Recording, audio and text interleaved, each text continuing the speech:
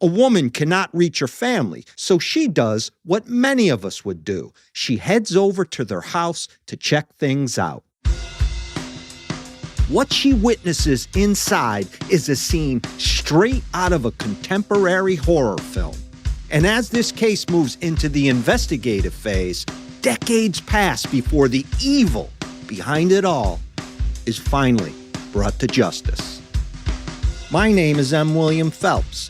I'm an investigative journalist and the true crime author of dozens of true crime books. I've dedicated the past 25 years of my life to helping families of the missing and murdered. Join me. We're crossing the line.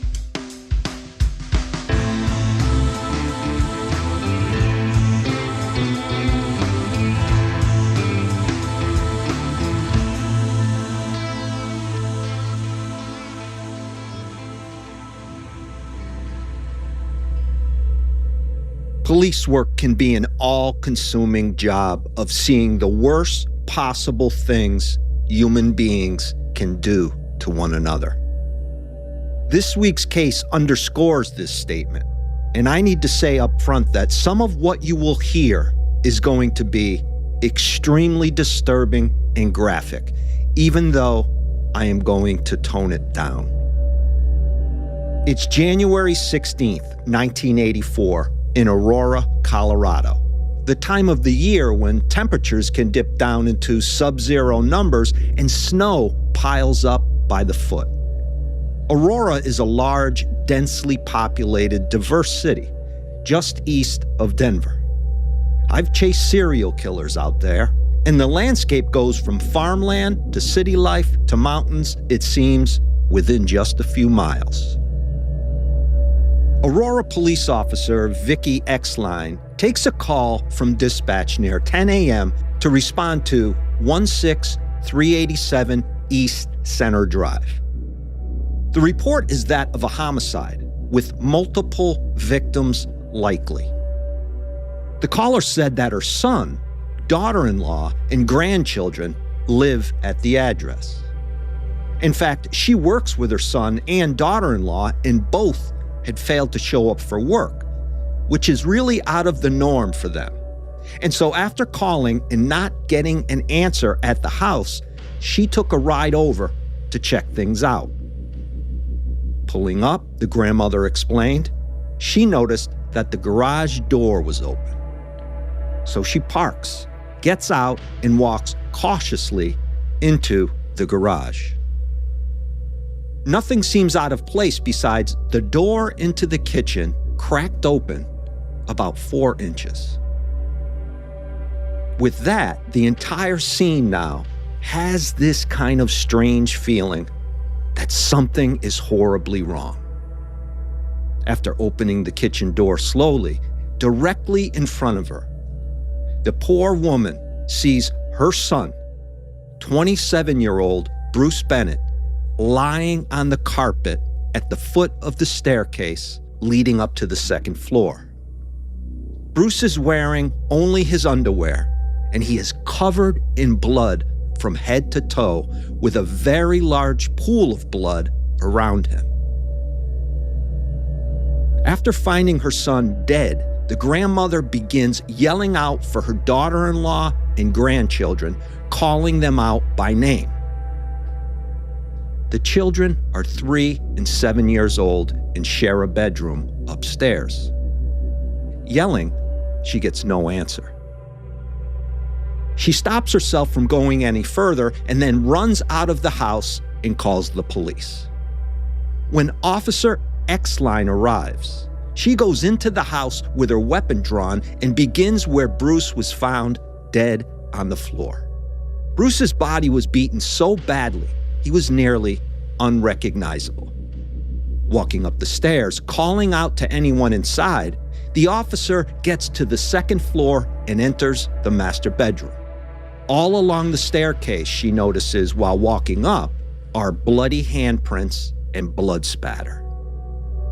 Inside the master bedroom, there is Bruce's wife, 26-year-old Deborah Bennett, on the floor. She appears to have also been beaten to death, but even more savagely than Bruce. Down the hall, inside the child's bedroom, the officer walks through the open door and sees one child on the floor in front of two twin beds laid out side by side. The child is clearly dead. On the other bed, she sees something, movement, and then she hears something. And so she walks over. The Bennett's other child is wounded severely, but still alive. EMS responds immediately and airlifts the surviving child to the hospital.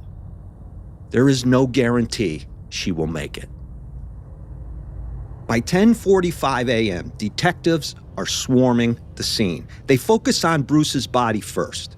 He is covered from head to toe in blood. They find clumps of hair on the carpet around his body. Bruce's body and that hair are sitting in what is a pool of blood. The report of the scene says close to 8 feet around. Along the wall, staircase, and floor are numerous bloody handprints, footprints, and spatter. Upstairs, inside the bedroom where Deborah Bennett's body is lying at the foot of her bed, they notice that all the dresser drawers have been pulled out and dumped. The room has the feeling that it has been ransacked, indicating some sort of robbery or the killer was searching for something. There's no way for me to get around this next part. So a warning here that this is going to be heavy, graphic, and really hard to hear. The 7-year-old girl lying dead on the floor of her bedroom, not far from where her sister was found alive, has been savagely sexually assaulted. There is blood all over her body. She has cuts on both hands, and her arms are positioned up above her head with her pajama bottoms cut off and tucked underneath her body. There is blood all over this room, on the walls, on the beds, on the carpet. They then realize the 3-year-old found alive has been beaten about her face and head, and it's clear that her attacker believed she was dead. And although she has been flown to Denver by flight of life, she is now in a coma. I must say, you enter a scene like this one and you are never, ever the same person again. You will have nightmares about this scene. You will obsess over the man who did this until you find him. You will look at your colleagues after the crime scene investigation is completed and just stare, speechless, with the unspoken thought of how can somebody be as cruel and savage as the person you are now hunting like the animal he is? Of course, all of this causes PTSD, which is something I think most of us understand. But there's another side effect here at play. It's called VT, or STS, vicarious trauma and secondary traumatic stress. 2 terms describing the negative changes and distress that occur in professionals because of indirect or repeated exposure to other people's trauma. It can lead to emotional exhaustion, depersonalization, cynicism, and reduced personal accomplishment. Investigators are now outside the home, inside the garage, and searching diligently for evidence to point them in a direction. There is sure to be blood and trace evidence inside the house, fingerprints and footprints. But that will take time to process. Aurora police have a monster on the loose. Someone who did what happened inside that house is capable of anything and needs to be stopped immediately. One officer searching around outside finds a butcher knife sitting on top of a snowbank just east of the driveway. This weapon seems to line up with the multiple stab wounds found all over Bruce's body. Several other things stand out as investigators begin poking around in search of more evidence. For one, although several rooms inside the house appear to be ransacked, nothing they know of is missing, and the ransacking element of this crime could be staging. Also, there is no sign of forced entry. Everyone in the house had been dressed for bed, so the murders took place late into the night or early morning for certain. Investigators now estimate the time of deaths to be between 9 p.m. the previous night and 10 a.m. that next morning. The bloody footprints in the house, they know right away were made from a particular clutter hiking boot, and no one inside the house, as far as they can tell right away, apparently owned a pair. That's a good sign. What's more, in studying the bodies, the pathologist believes it's likely that the killer used a claw hammer to bludgeon them all. Imagine a man, and you know what? I can't even call him that. A thing, a horrible human being, took a claw hammer to a 3- and 7-year-old after sexually assaulting them both. A freaking claw hammer. I have no words, but I will say this. You couldn't torture a guy enough who used a claw hammer on a 3- and 7-year-old after sexually assaulting them. Call me what you will, but there is zero use on the planet for a piece of garbage like this. He needs to be put down like a rabid skunk. After removing the body of the 7-year-old child from her bedroom, they found a box cutter underneath her, which was used to cut off her pajamas. What does this mean? Well, more likely than not, they have fingerprints to go on, and certainly DNA. Though in 1984, that DNA is about as useful as a screen door on a submarine, as the cliche goes. The next part of this for detectives can be even more traumatizing than the crime scene. Attending the autopsies of 3 people, one of whom is 7 years old. But there is no way around it during the course of what is an intense, time-sensitive investigation. You need evidence and you need leads, and you need them fast. The child was struck 9 times with a claw hammer to her face and head. 9 times. I won't go into detail about the sexual assault, but assume the worst. They did, I will say, collect evidence from the sexual assault that will help them at some point down the road. I'll leave that there as well. And look, there is no need for me to go into detail about the injuries Deborah and Bruce suffered. Just understand that these people were brutalized in the worst ways imaginable and did not die fast. The surviving child, they learn, is holding on and will survive. Though, a 3-year-old beaten with a claw hammer and sexually assaulted is not going to be giving you much in the form of witness evidence. Though they ultimately collect blood and other bodily fluid evidence at the crime scene and from the victims, the case goes nowhere. They do not have a clue as to who could have done this. This goes on for years. By 1990, 6 years into this investigation now, with advancements made in DNA sequencing and testing, there seems to be a break and something to celebrate, which I will get to after we take our first break. You are listening to Crossing the Line with M. William Phelps. Be back shortly.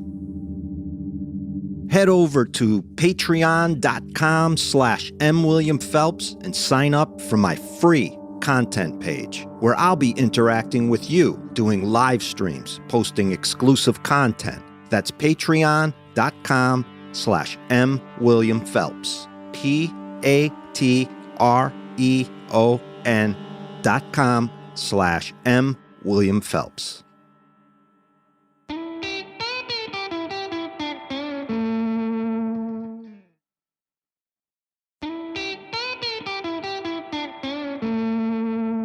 That celebration of advanced DNA testing turns out to be short-lived.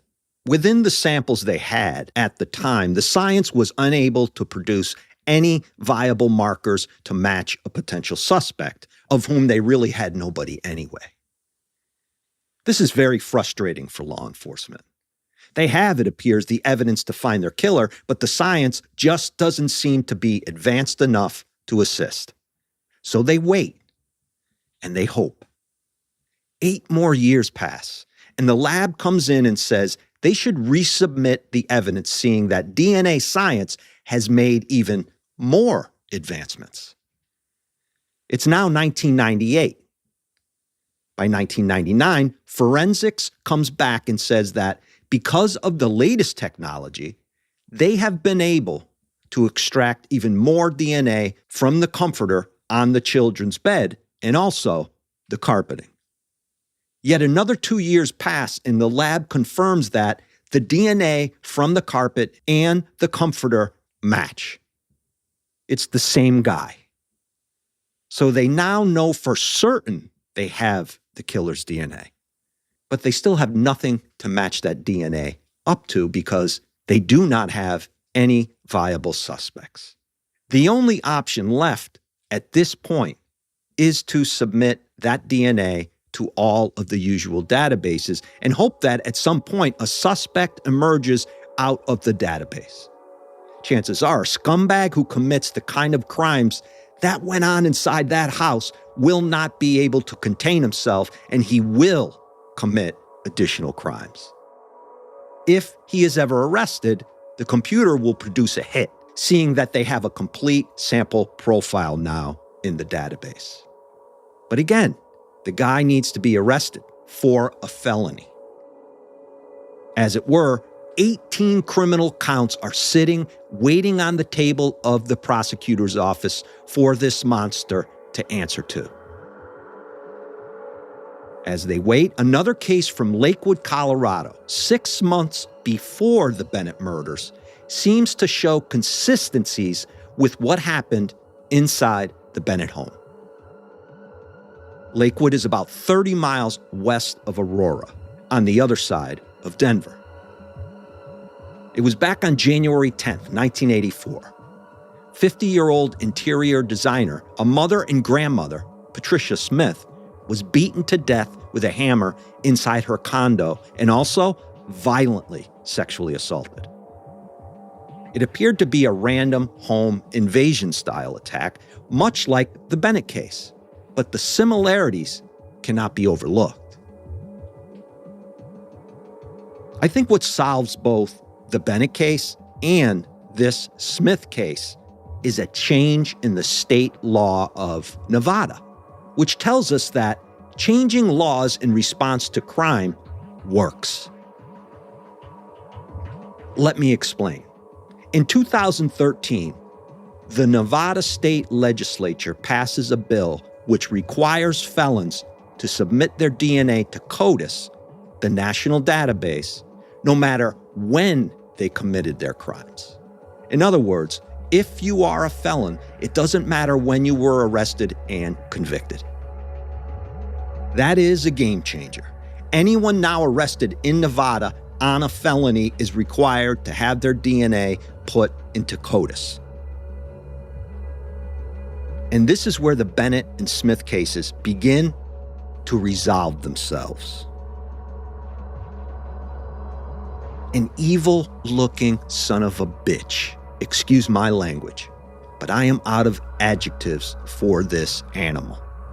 He has dyed, stringy, thin black hair, a skinny, bony face, and a look of absolute evil at its core. His name, Alex Christopher Ewing. He's 61 years old at the time the evidence begins pointing to him. He is a career violent offender of the worst type.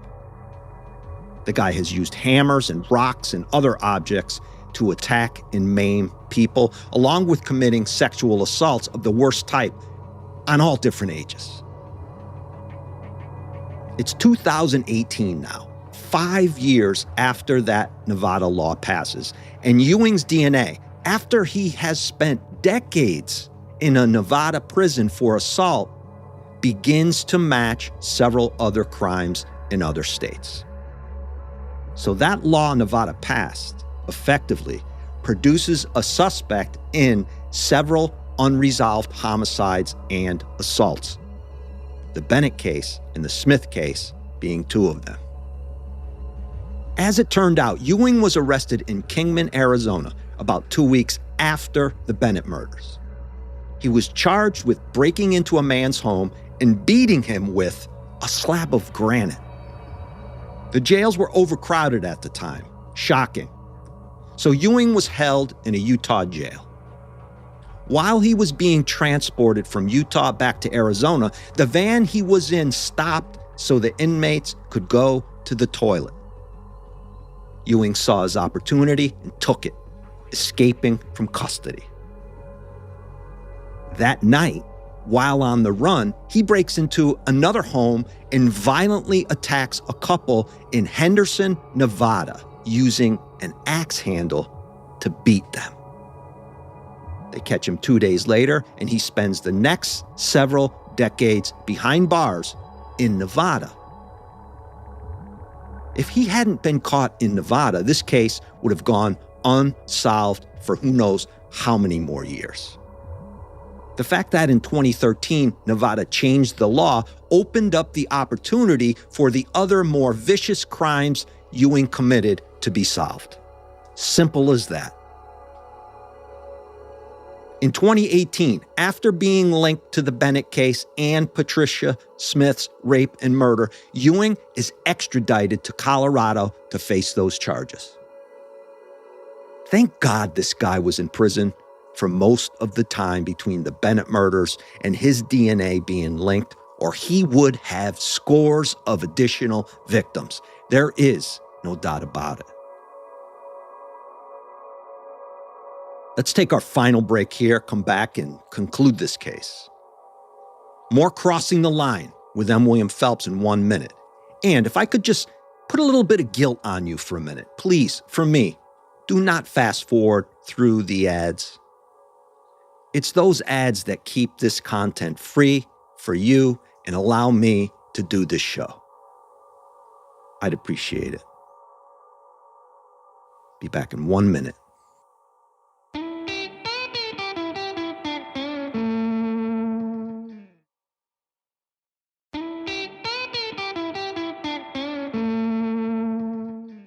Look, there is no use for a person like Mr. Ewing.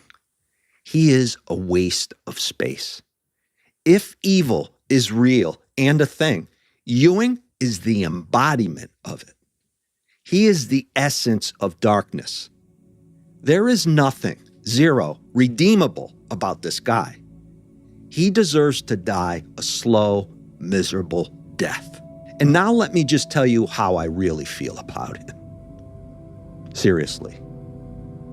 This guy left his DNA at every crime scene in abundance, and he has the gall to later say this in court.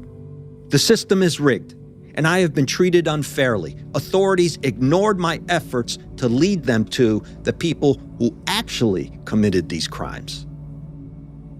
So he didn't commit the crimes, but he knows who did.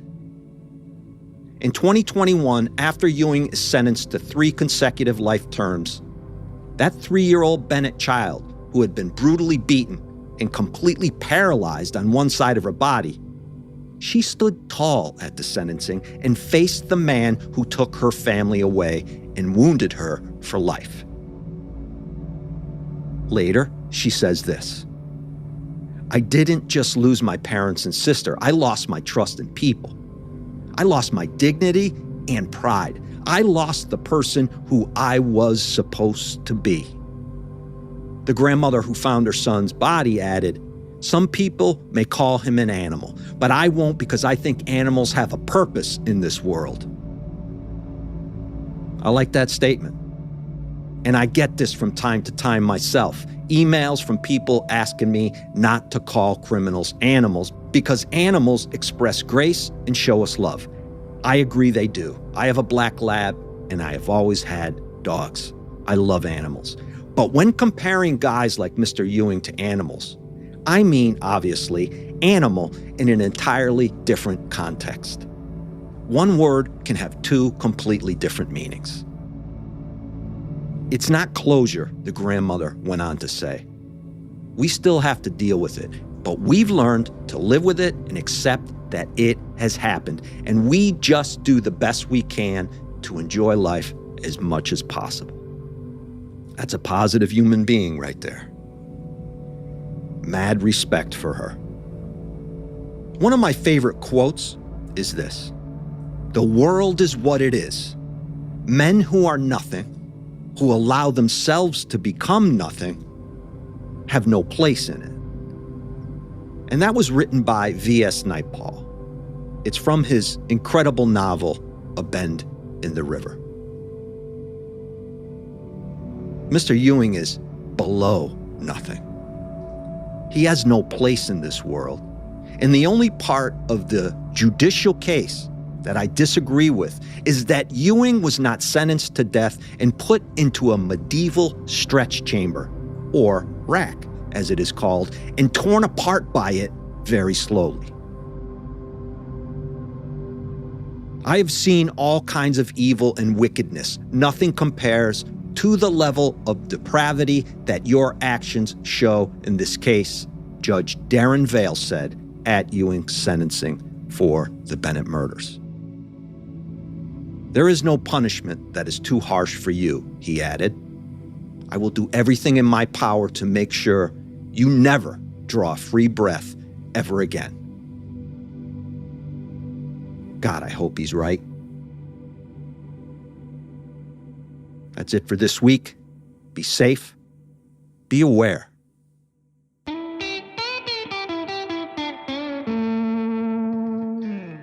Sources for this episode include Affidavit of Probable Cause Arrest Warrant, State of Colorado for John Doe, January 16, 1984.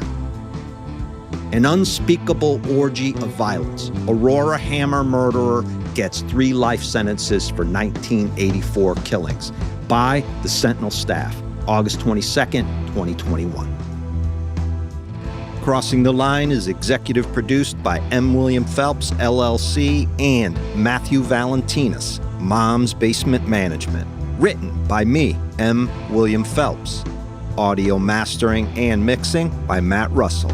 Music by Epidemic Sound. Original music written and performed by Thomas Mooney, Tom Phelps, and Matt Russell.